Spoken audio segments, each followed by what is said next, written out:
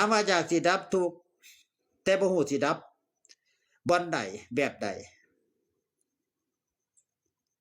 บ่ฮู้บ่อนสิดับก็มีคำตอบว่าต้องดับที่สาเหตุแห่งทุกข์นั่นคือการดับตัณหาถ้าดับตัณหาได้ก็เบิดทุกข์เพราะว่าตัณหาคือความทะเยอทะยานอยากบ่จบบ่สิ้นคันดับตัณหาได้ก็คือดับทุกข์ถามว่าดับตัณหานี่ดับได้จังใดก็คือต้องดับที่สาเหตุ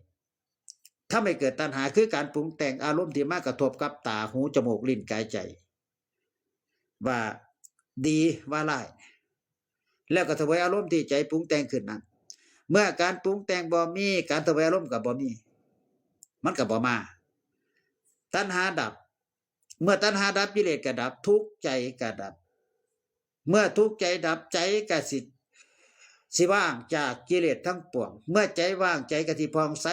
เบิกบานแล้วก็เป็นสุขอย่างยิ่งพระพุทธเจ้าตรัสว่านิพพานังปรมังสุญญังบ่ปรมังสุขังเด้นิพพานังปรมังสุญญังแปลว่านิพพานว่างอย่างยิ่งก็คือว่างจากกิเลสเครื่องทำให้ใจเศร้าหมองแล้วก็ตัดอีกว่านิพพานังปรมังสุขังแปลว่านิพพานเป็นสุขอย่างยิ่งที่เขาถวายท่านนะนิพพานังปรมังสุขังโหตุ